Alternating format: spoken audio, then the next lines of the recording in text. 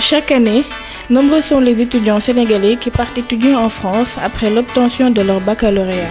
À la fin de leurs études, certains restent travailler en France et d'autres décident de rentrer au Sénégal.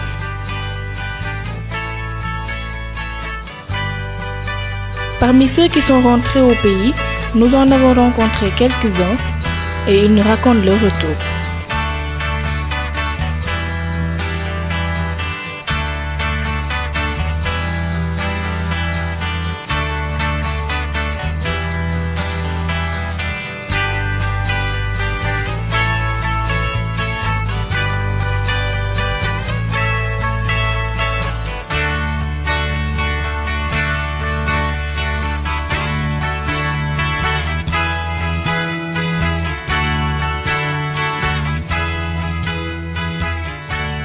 Bonjour, je m'appelle Mariama Touré, Madame Ndao. J'ai 26 ans cette année et je suis arrivée en France pour la première fois dans le cadre de mes études supérieures en 2006 après avoir obtenu mon bac. J'ai fait 2 années en France, à Paris notamment Panthéon-Sorbonne où j'ai étudié le droit et la science politique. Et à la suite de ça, on va dire que j'ai fui vers le Canada, Montréal plus précisément, où j'ai poursuivi mes études en journalisme, option politique toujours. Bonjour, je m'appelle Khadija, mes proches m'appellent Bijou et je suis partie en France en novembre 2003 si je me souviens très bien et au début j'ai fait une formation en marketing parce que voilà, je voulais changer, j'avais fait de la chimie ici, le bac S plutôt, sous la demande de mon père. Donc en arrivant en France, je voulais vraiment m'affirmer, faire un choix personnel, donc je suis allée faire des études de marketing et tout, mais une année après, les sciences me manquaient, donc je suis retournée à ce que je connaissais de mieux. Je suis allée faire une formation en biologie, physique, chimie et géologie à l'université Pierre et Marie Curie. Donc finalement, je me suis spécialisée en chimie, donc j'ai obtenu une licence de chimie avant de découvrir le journalisme où j'ai fait des stages chez Amina Magazine, RFI, avant d'intégrer l'Institut international de communication de Paris où j'ai passé mon master en journalisme. Après ce master, j'ai effectué un stage de 6 mois à la chaîne africaine 3 Ateliers Sud où j'ai travaillé pendant une année avant de revenir au Sénégal il y a 2 ans de cela, donc en 2012, voilà. Je suis donc revenue au Sénégal au mois de mai 2012 et depuis lors je suis journaliste, présentatrice. Depuis mai 2012, j'ai fait pas mal d'émissions, Yeolène, la matinale, qui a évolué plusieurs fois et là on en est à la nouvelle version. Je fais aussi l'émission Backstage et puis je présente des soirées, voilà. Je suis Babacar Gueye. Je suis arrivé en France le 11 octobre 2001. La formation que j'ai suivie a été pour une première partie une classe préparatoire HEC. Après, j'ai passé les concours pour aller dans les grandes écoles. J'ai fait le second parcours à Euromed, Marseille, pour me spécialiser en management, commerce, marketing et finance. Je m'appelle Karamo Khoubadiane, je suis cofondateur de Baobab Entrepreneurship. Et je suis arrivé en France juste après mon bac que j'ai eu la chance d'avoir avec une mention bien. Donc j'ai eu une bourse d'excellence de l'État du Sénégal pour aller étudier. Et je me prédestinais à des études, à une carrière en droit international. Donc j'ai fait des études de droit. Je me suis spécialisé en droit international public. Et en fait, j'aurais dû me retrouver dans une organisation internationale du style les Nations Unies ou Amnesty International où j'ai fait mes stages, notamment mon stage de fin d'études. Mais je suis aujourd'hui rentré au Sénégal pour me lancer dans une aventure entrepreneuriale. Je m'appelle Nombo Camara, je suis expert comptable de formation et c'est ce que je pratique depuis 1 ou 2 mois en tant que profession libérale. Donc j'ai eu un parcours classique, j'ai fait mes études à Strasbourg Et puis je suis monté sur Paris pour terminer mes études en expertise comptable. Puis je suis revenu au Sénégal en 2010. J'ai intégré un cabinet qui s'appelle BDO Sénégal. Puis KPMG Sénégal en 2013. Puis à un moment donné, j'ai été aussi directeur administratif financier du FONGIP. Et depuis 2 ou 3 mois, j'ai décidé de me mettre à mon propre compte, à savoir exercer ma profession libérale d'expert comptable. Bonjour, je m'appelle Leifa Toukan, une jeune Sénégalaise de 27 ans qui a fait ses études primaires et secondaires au Sénégal et une partie de ses études supérieures ici et l'autre partie en France. Une passionnée de littérature et d'écriture. Alors, je suis partie en France en 2008. J'ai eu mon bac en 2006 et j'ai fait 2 années de classe préparatoire aux grandes écoles de commerce. Donc, je suis allée en France en 2008 je suis allée une fois. J'ai passé 3 mois pour passer le concours. Et quand j'ai eu le concours, je suis revenue ici pour me préparer et repartir pour intégrer mon école. Donc, j'ai intégré une école de commerce, l'Institut supérieur de commerce international de Dunkerque. Et j'en suis sortie diplômée de 2 diplômes en fait. Donc, je m'appelle Babacar Ndiaye, je suis arrivé en France en septembre 2001 après avoir fait un baccalauréat série S1 au lycée Thierno Seydou Nourou Tall. Donc quand je suis arrivé, j'étais à l'université Sciences et Technologies de Lille où j'ai fait un DUG MIAS, donc mathématiques, informatique appliquée aux sciences. Après le DUG, j'ai fait une licence EEA, électronique automatique, et au terme de ma licence, j'ai eu à tenter des concours d'entrée en école d'ingénieur. Donc suite à un concours d'entrée à l'école centrale Paris en admission parallèle, donc admission sur titre pour les élèves ayant fait des cursus universitaires, donc j'ai eu à intégrer cette école-là en 2004. Donc l'école centrale Paris, c'est une école d'ingénieurs généralistes qui se trouve à Châtenay-Malabry à Paris. Donc globalement, j'ai eu à faire 2 ans de tronc commun. Et en dernière année, je me suis spécialisé en technologie de l'information et une filière qui s'appelait stratégie marketing finance. Donc préparé un peu à des métiers d'analyste et des métiers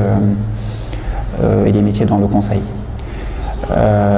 Donc ensuite, j'ai travaillé de 2008 à 2012 en France dans le conseil en organisation. Donc dans 2 boîtes de conseil en organisation où on intervenait pour le compte de clients sur des problématiques diverses ou variées, des problématiques d'organisation, des problématiques de mise en place de systèmes d'information ou d'optimisation de la performance. Alors, donc je m'appelle Babacar Biran, je suis allé en France en 2008 après mon baccalauréat que j'ai eu au Prytanée militaire de Saint-Louis. Donc j'ai fait tout le cursus en France, donc 5 ans. J'ai commencé à la fac avec une licence en économie gestion.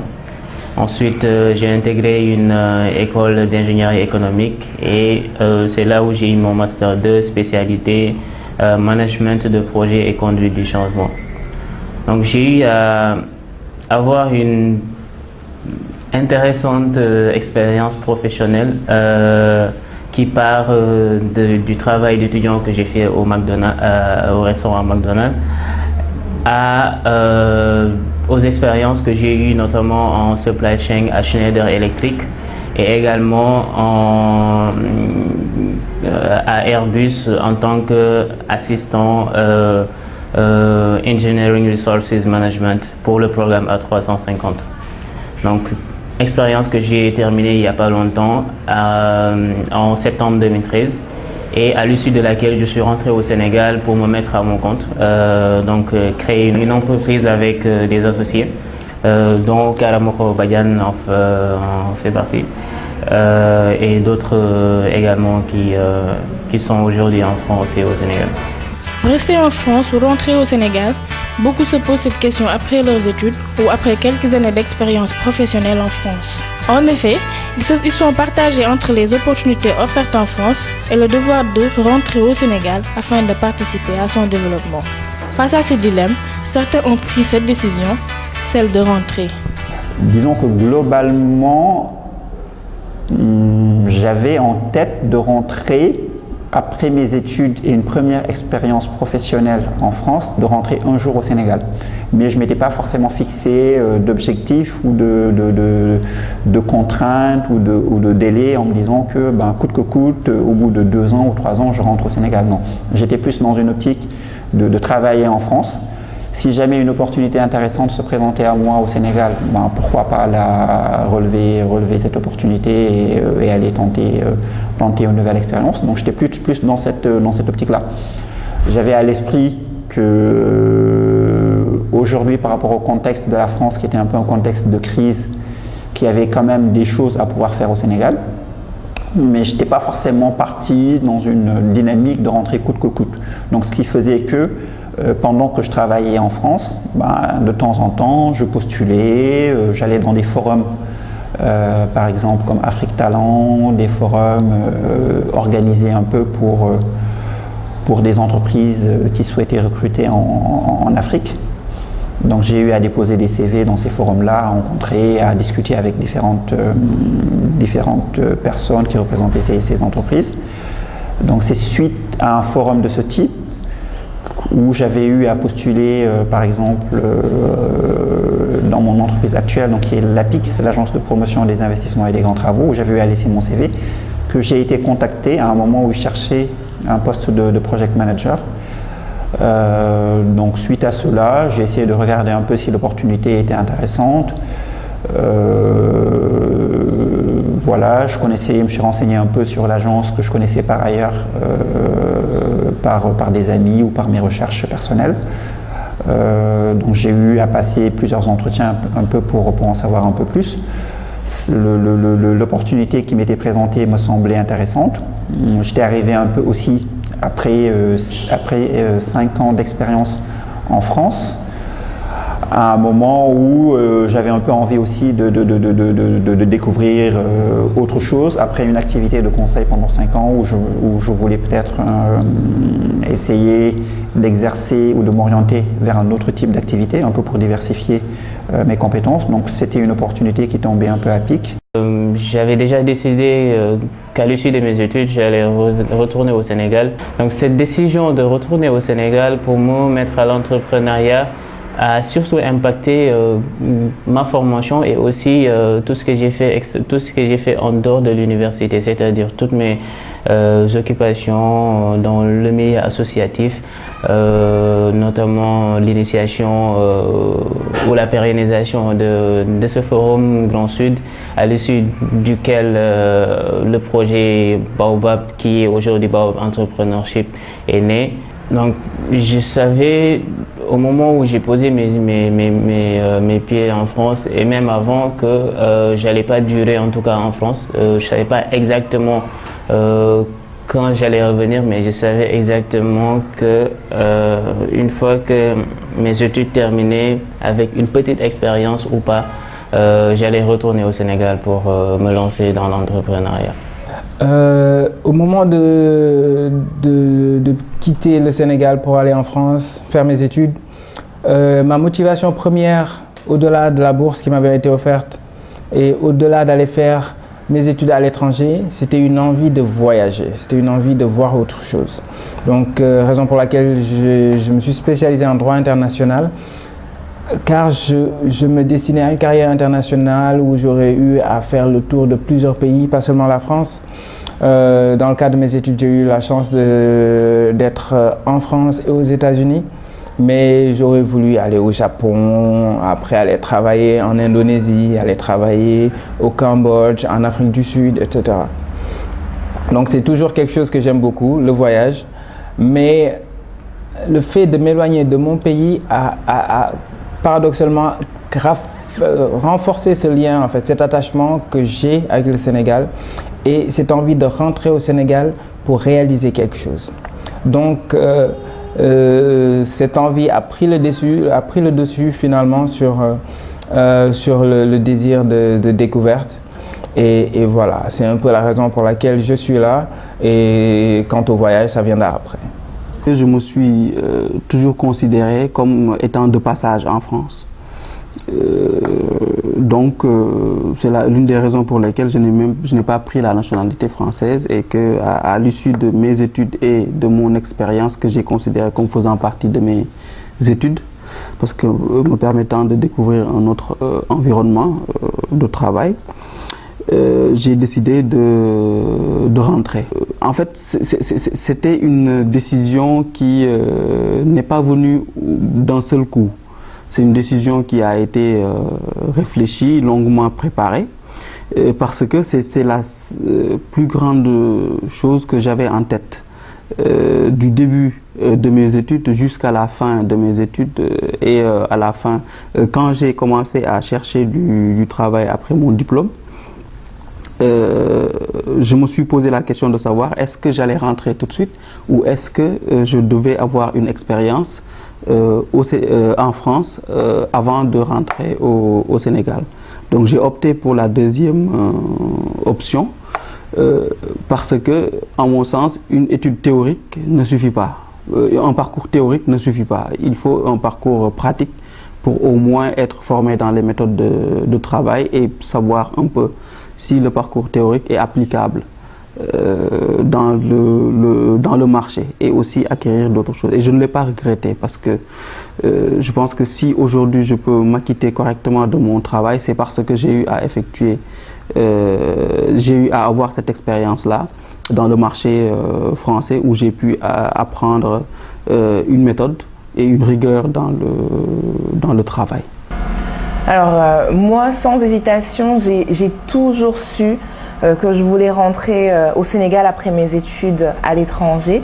La question ne s'est jamais posée en d'autres termes pour moi. Pourquoi? On va dire que j'ai juste un attachement naturel à mon pays d'abord. Ensuite, j'ai beau avoir aimé l'environnement canadien dans lequel, on va dire, j'ai évolué de manière quand même assez dynamique. Mais pour moi, il était important de rentrer au Sénégal après mes études parce que ce que j'étais allée chercher finalement, il n'était utile réellement que si je pouvais l'appliquer chez moi. Donc la question ne s'est jamais posée pour moi en d'autres termes, dans le sens où je n'ai jamais envisagé de rester à l'étranger après mes études. Donc lorsque j'ai fini mon cursus universitaire au Canada, c'était début 2011, je me suis donné quelques mois, non pas pour trouver du travail ou pour essayer de prospecter avant de rentrer, non, pour tout simplement profiter, on va dire, de la vie là-bas. Parce qu'on a des chances lorsqu'on est dans ces pays-là qu'on n'a pas en Afrique. Voyager pour pas cher, découvrir d'autres villes, découvrir d'autres pays. Et je pense qu'après 5 longues années d'études, j'avais juste envie de pouvoir me le permettre. Donc j'ai pris quelques mois, j'ai découvert les États-Unis, les Caraïbes, etc. Et je suis rentrée à Montréal, passé encore quelques mois avec mes amis qui étaient devenus une famille, ceux avec qui j'avais passé tant d'années d'études. Et puis j'ai tranquillement fait mes valises. Et ce qui est assez paradoxal et drôle, c'est que je n'avais aucune idée de ce que j'allais faire une fois rentrée au Sénégal. Je savais juste que j'allais bien entendu chercher du travail. Moi, je suis journaliste de formation, donc ça voulait dire qu'il fallait chercher dans les médias. J'avais évidemment ciblé des médias. Et je me suis dit, bon, de toute façon, il ne peut rien m'arriver de grave parce qu'après tout, je rentre dans ma famille. Je rentre dans un pays que je connais, dans lequel j'ai évolué jusqu'à 17 ans. Il n'y a pas tant de risques que ça.